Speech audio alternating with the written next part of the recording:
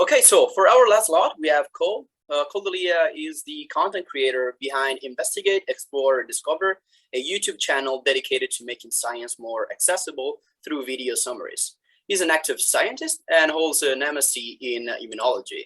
So he's going to do a workshop today.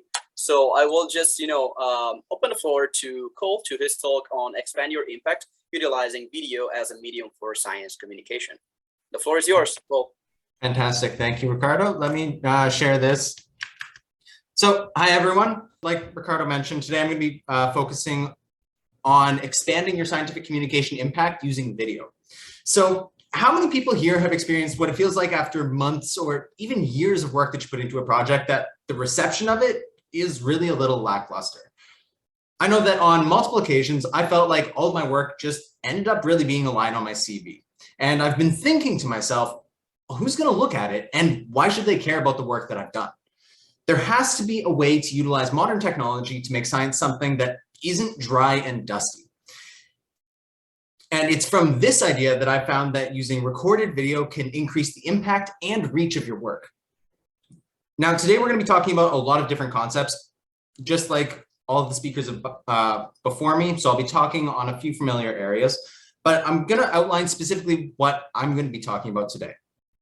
So when thinking about science communication, we first need to be crystal clear on what exactly science communication is and why it's important. This will then lead us to why video is really the superior form for knowledge dissemination, and how making a video is not the end of your journey. For your video to be successful, it requires also a bit of marketing to get other people to notice, which is something that is not particularly native to me. Now, luckily, there's also a way for you to get started that does not require you to build up that audience exposure from the very beginning. Following that, love to take any questions or comments that you have about anything that I've talked about today. So grab your pen and paper, jot down any comments as they come up, and we'll talk about those later. Anyway, I want to introduce myself so that way you can know a little bit about why I'm on the camera in the first place. Now, I'm a Canadian scientist living in Boston, currently working in biotech to create cells as therapy for cancer and diabetes. I graduated from the University of Alberta in 2021 with an MSc in immunology, where I also graduated with a BSc with an immunology specialization. So my training is very immunology and related topics focused. I'm also a published author with multiple publications, so I've been around that block a little bit as well in regards to disseminating information. Most of my free time is spent doing science communication by making videos through my YouTube channel, Investigate, Explore, Discover, though not everything I do revolves around science. I also like to read, explore the environment by going for walks and playing some video and card games now and then. Now, science is a very public field that relies on communication between multiple parties. Researchers are given money by funding agencies, which are in turn funded by the government to create new findings. Now, these new findings impact the public way of life in some respects, which impacts then how the government is elected and then in turn drives science-informed policies and the culture of education. So there's a responsibility that scientists have to make sure that their information is first and foremost accurate, correct, and reproducible, but also to let people know about the new findings that you've discovered and why it's important to society as a whole. This is somewhere that I've noticed there's a large pain point for people. Now, all of the world's knowledge will not help people unless it's disseminated and applied to as many people as possible. The people in this call have distinct knowledge specialties that many other people could benefit from, but other people need to hear about it. This is why I think it's a truly public duty of the educated, much like how voting is, to share their information with people who want to learn from them. So why should you be contributing to sharing information? Already, scientists have a huge role to play in communicating information, and you're likely already doing some science communication. Not only do you communicate the information you generate to your peers to get their informed view on your work, scientists also share findings with journals and the media once the information has been peer-reviewed. Now, it's the people in those communication agencies whose job it is to disseminate this information to the public. However, there are also other parties that act as intermediaries between all of these groups.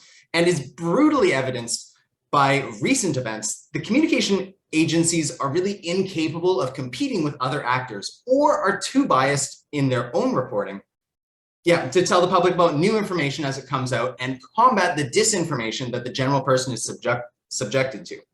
This is in part why we are now facing the epidemic of science misinformation. Simply put, humans are biased creatures that love to listen to information that confirms their biases. And some of the easiest ways to consume information is through video. Now, a great example is people who believe the earth is flat. No amount of reasonable information will convince them otherwise because they employ logical fallacies and mental gymnastics to maintain their belief in how they think the world functions. Now, not everyone in every field is perfect. There will always be bad actors and those who seek personal gain overall. But the large majority of people working to further scientific advancement are working in good faith and trying to accurately and truthfully report facts.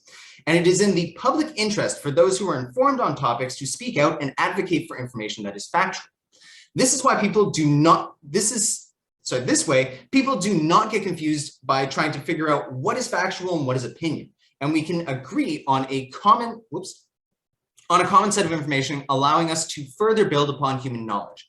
Now, a particularly devastating issue that we are currently seeing is people who discount climate change and people who mistrust health agencies related to public health. In a survey done of 225 people, almost 40% of them claim that there is some false allegation on public authority action. And up to a quarter of people believe false claims regarding community spread, general medical knowledge, and prominent actors. When I saw this happening in real time over the past two and a half years, this was incredibly disheartening and upsetting to see a general loss of trust in healthcare experts and scientists working at lightning speed. We've never seen this rapid advancement that we've seen before to understand and create solutions to the public health challenge of COVID-19. This emboldened the idea that, this emboldened the idea that science communication is the job of every scientist for the greater public good. Because we all know more about our topics than most, and we can use that information to inform and help the communities around us. Now, if the altruistic message didn't quite convince you to get involved with science communication, there are also personal benefits to it. By practicing your science communication skills and disseminating accurate information to other people, overall, it increases your social currency, or your access to it, which is an undervalued skill that can open many doors for you in your endeavors to come. It does this by increasing confidence in your subject and increasing views of your work. This, in turn, increases collaboration opportunities and the chance to work with multitudes of different people. These soft skills can also be translated to sharpening your ideas and skills to get funding from public agencies, alongside increasing your chances to get hired outside of academia if that's the route you choose, which I did. Now, typically, through our scientific training and schooling, we're taught to communicate information in an inverted triangle. We're taught to take up the most time talking about the background, followed by supporting details backing up our statements, and then the final results and conclusions once we've led people to that point. Now, this is only really effective for people that have a vested interest in the topic that you're talking about, or if you're particularly engaging. Now, to be teaching the up-and-coming generation of scientists with only this model of science communication is what I think borderline criminal and constitutes a major failure of the education system. Part of the issue with this is that people have short attention spans, of which I'm certainly guilty of. Communication classes and experts will tell you that people want the bottom line first, followed then by why they should care, and then the supporting details. Basically the opposite of how we are taught to convey information. This ends up stifling and confounding people who try to get into the communication field who were solely trained in science, which is a bit short-sighted for the continual progress of knowledge. Now, inherently, there's a knowledge gap in the people presenting on a topic and the people listening to it. This is called the knowledge deficit. It is the job of the presenter to bridge that gap of knowledge by easing people into topics, not by intimidating them with mountains of information that they have no way of possibly remembering. This is done when there is engagement of the audience to allow them to understand a complex topic. So again, please shoot your questions. And also when seeking to engage and share information, there's actually a handy list that can help guide you as to how to communicate. This is because when communicating science, there are typically some boxes that you want to check off to make sure that your point is getting heard. You want to highlight the trustworthiness of your information by being transparent, balanced, factual, and scientific. You also want to focus on your presentation style by making it clear, coherent, spellbinding, and engaging for the audience with interaction. You also want to connect what you're doing with society by responsibly showing purposeful and targeted information, which is impactful and relatable. All of these aspects are important to try and include so that your message can be clearly conveyed. And this is especially important to keep in mind when there's a knowledge deficit between the people talking. So what is the best way to actually perform this feat of knowledge sharing? If you've been paying attention to what I've been talking about so far and the title of my talk, I'm sure you have, and I'm sure you have because you're a clever group. I'm sure that you have an inkling of what medium is best, but we'll still go through all of the others just to make sure they have their chance at that. Now, when communicating your science as an academic, there are usually only a few avenues that are supported by the institutions you get trained at. They involve creating posters, giving conference talks, and finally culminate in writing papers that get stored in library archives or are in citation databases. But you don't see it after that, really. When doing these forms of science communication in academic situations, I found also that people are just boring. They kind of suck at communicating their talk. They suck at communicating their topics. They have no visible enthusiasm for sharing the information and speak monotonously and lecture at you, expecting you to care about their niche topic of interest. And I see why, because there's not really any incentive for them to do better presentations or reach a broader audience. Luckily, outside of academia, there are other options that you can pursue to engage people in the information that you're learning about that is actually pretty darn cool. So people can do science outreach programs to teach kids and adults about interesting concepts and discoveries. There are multiple examples. One of the ones I'll pull is it's meeting up in pubs and talking about your science in cities around the world. Can't remember the name right now, so that's on me. But people also start writing their own science blogs or contribute to those that are already established. This involves creating digestible summaries to more quickly convey the information in writing. Now, if writing isn't your thing, as it's not really mine, then podcasting or interviews can also be used to this aim. I, however, find that I don't have time to sit down and focus my attention to reading about something in length, which makes blogs and normal research articles really not that appealing for me. I also found that I like to have some sort of visual to accompany the information that I'm hearing, which also makes podcasts not as ideal.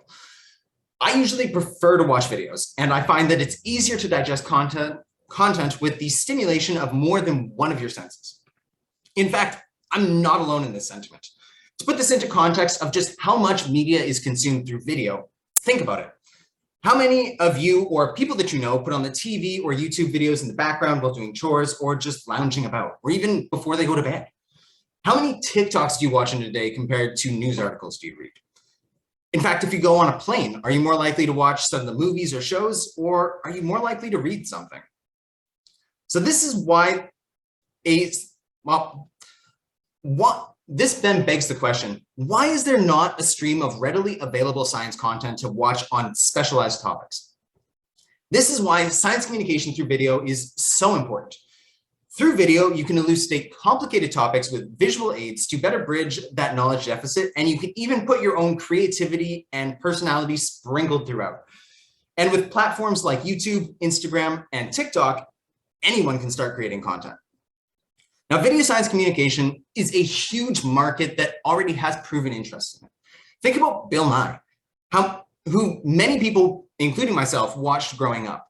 There's also the Planet Earth series that shows people the wonders of animals and the ecosystems that they live in. There are also many different content types that you can create to attain this aim. You can start, like I said, an video series where you highlight prominent researchers to get their take on their own work, and you can borrow their expertise to communicate information. You can also create comprehensive videos that elucidate a certain topic. Think about Kurzgesagt.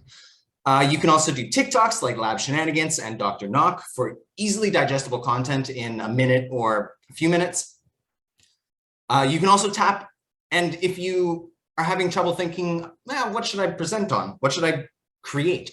You can tap into the millions of scientific articles that are published each year, along with your own, to transform into video content in a more focused approach, because nobody has enough time to go through and read all of these papers. Like, there's just too many. And admittedly, this is what I do. I take interesting research and present it to people in a digestible fashion. However, when making content, there really needs to be an end goal, a target audience who will want to watch what you're creating.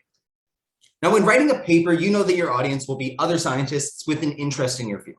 When writing a grant, you know that your audience is the funding agency, and you can craft your story according to who you're speaking to. For example, you're not going to tell your family about the intricacies of your research work or work you do when they don't work in that field. If you do, as I've done in the past, you're going to be left with a bunch of blank faces and head scratches. Instead, I found that talking about broad concepts and the implications of your work alongside a few analogies really gets my point across. For example, when I talk about DNA, RNA, and protein, I exemplify them as DNA being the computer database where the information is stored. The RNA are like blueprints that get printed out, and the finished product, like a chair, for example, is the protein. So that way it's relatable to everybody that you're talking to. But just so long as you know who you're trying to talk to, you'll have an idea on how to present the information. A good tip, think about your topic like you don't know anything, which definitely is difficult, but just requires some practice. Now, on media platforms like Twitter, LinkedIn, ResearchHub, and Reddit, there are multiple communities that people are connected to that have vested interests in certain topics. By tapping into these networks through search engine optimization of your content and using hashtags, you can also tap into these networks and get your content viewed by your target audience. Now, there are also multiple publications to back this up that positively correlate the number of citations with tweeting about new scientific discoveries just in general. Therefore, it is also beneficial for you to be using these resources to the best of your abilities, because it definitely didn't come easy for me. When using social media, the type of content also correlates with the amount of impact that it receives. When assessing the type of content posted on social media platforms, it was found that video is the most valuable for achieving social goals. So in the context of science communication, this means that video is most effective at communicating the goal of teaching other people information. Hammering home why, if you're making content, you should be diverting at least some of your energy into making videos. That being said, making videos does require a bit more work to create than just writing a blog post about your article or your favorite new discovery. The good news is that it's also not particularly hard, and you already have the tools to do so. I'm sure everybody here has made presentations, had to present findings in some way or another. So you already have a rudimentary grasp on those skills, and you can get started with making videos with nothing but your phone camera. There's no need to worry about having a fancy setup to get started, and I would argue that it's better to try it out with what you have instead of making a heavy investment in something like this, where some of the really nice equipment can be thousands of dollars. I started out with just my phone and a white backdrop, coupled with a PowerPoint presentation of a paper that I found particularly interesting. In fact, I had already presented it to my department as part of my scientific training. Now, getting in front of the camera is one of the most engaging things for your audience, as it allows them to connect with you. But if getting in front of the camera isn't as appealing for you, there are other formats you can use. You can use video animations. In fact, there does not need to be a personified figure on the screen at all. You can just do a voiceover of a PowerPoint presentation, or just have a video of the research article where you go through and highlight things and commenting on it with your face off screen, though I don't find those as engaging. Heck, you don't even have to use your own voice. You could do a text-to-voice type of video if you wanted to as well. All you have to do is make the visuals and write a script. Therefore, there's a format that would work for everyone interested in making this type of content. The best part is that there are also people that can help guide you in your video making journey.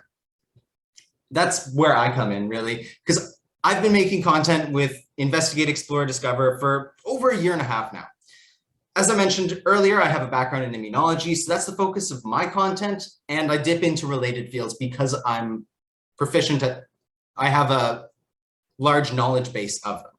However, likely you have whole other specialities that you're focused on and passionate about, which is perfect because Invextis, as I lovingly call it, and Investigate, Explore, Discover is a mouthful, is a platform meant to make science accessible to non-expert audiences by providing video summaries of open access peer-reviewed journal articles. And I'm looking for people that are also passionate in making science more accessible. If you're considering doing this, I have ample experience creating videos and already have an established audience of over 1,000 subscribers on YouTube and over 1,000 subscribers on Twitter. I also have a well-documented presentation structure to help guide you through presenting scientific papers like your own that you might have published recently or in the past. And I'm also available to help you by answering any questions that you might have and by coaching you through how to best represent your information online to others. Alternatively, I'm also open to collaboration if you have information that you'd like more coverage of, or if you'd like more coverage of your research. So these are some of the best ways to contact me at investigateexplorediscover@gmail.com or at Invextus on Twitter. So please message me. I'd love to hear from you. And really just remember, no one is perfect the first time they try things. It's all a learning experience, and if you're willing to put in the time, it can yield great benefits to you and the world at large. So throughout this whole talk, we've talked about what science communication is, why it's important for both you and the world. We also talked about video science communication and how it's a more effective form of content creation for getting messages across. We also talked a little bit about utilizing social media and how that can increase your reach. And finally, an easy way for you to get started is by working with me or setting out on your own journey. I'd love to see that too. The more people working on this, the better it will be for everyone. Now, I want to hear from you in the audience. Please let me know if you have any questions or comments that you have around anything that I've told you about today. Thank you, Cole. That was a really a great talk, and I might kick this off. Actually, I wanted to ask you a quick question. What do you think here could be the role of institutions? Do you feel like institutions should play a role in trying to help their PhD students or postdocs trying to communicate their science better, or it should be something else? It should come just from scientists themselves? Ideally, I think that institutions should be doing a much better job at training their wards, really, all of the people going through their undergrad, all of the people going through their graduate studies. Doing science alone is not enough anymore. You need some sort of education on how to promote yourself, because everything really ends up being marketing. And with people that are just focused on doing lab work, I've seen many times where they miss out on that. And so their careers are not as fruitful. So I think that it should be a responsibility of the institutions. Will they do it? Hard to say. So it kind of ends up relying on the scientists themselves to really be self-starters. Okay, so we actually have another question from the audience, from Joanna, that asks, do you think Web3 can customize scientific videos and audiences, for example, through scientific platforms? So here, this kind of links also to my second question is, do you think, we're going digital. We're seeing more and more, just like the amount of time we're spending on the screen. So do you think here, Web3 tools can play, a role in here in trying to kind of align the incentives and having this specific platforms kind of getting out of, burn and kind of promoting this effort into making scientific videos? Absolutely. I think that by utilizing Web3 tools and really the blockchain, by creating content that will be there forever and is attributable to you, alongside getting some sort of monetary compensation for it. Because one issue that I saw with academia, and one of the reasons why I left, is because all you really accrue are science points, and science points don't do anything for you in any real sense, and they're difficult to accrue. So having some sort of incentive through Web3 organizations and websites like ResearchHub, where you can get some sort of monetization from doing all of this work, I think would accelerate this in leaps and bounds. Because right now, it's pretty thankless. I do it all on a volunteer basis, and it takes up a lot of time. Do you think it could exist something like, I don't know, a service, like, you don't have, enough time, but there might be someone there that could help you out and kind of like create content for you? I would absolutely love to pay people to work with me. And I realistically can't expect people to do this all for free. Like, having access to that capital to also incentivize other people is something that I would like to work towards in the future. Okay, awesome. Yeah, I would not really mind having more science influencers when compared to the influencers we have now. So it's something really like that I'm, looking forward to. Okay, so I think so. Thank you, Cole, once again for coming up for SciCon. We are closing. We're closing this. This today's talks with Cole. So we're wrapping up the event. Patrick, you're there as well. I think we can wrap this one up. Yeah, so thank you, Cole. That was awesome. I guess I have one question before we move on first, if it's okay with you. Yeah, so I think like one thing that's like missing in the equation for scientists is how scientific communication can actually help to increase them to get more science points to a certain degree. Have you ever come across any studies that show that creating videos about your paper helps to increase citations, just to help connect the dots for people who are still really worried about like this traditional, point system in academic science? I have not seen any research on video communication of people's work. I think that's partially because there's not a lot of people doing it. I know that some research journals will require that you create a graphical abstract, which is fantastic. There are some people there are some publishing houses that also ask for like 1 to 2 minute or summaries of what you've presented in your paper, which I think is a lot more valuable because reading a paper takes a lot of time. But ultimately, I think it would, but I haven't seen any studies on that. But again, I think that's because it's not widely adopted. Yeah, it totally makes sense. I'm sure it's just a matter of time. I feel like every like ML paper I see coming out of like Google and Facebook, they always have a YouTube video to help even just with like SEO and making people like discover the paper a little bit easier. So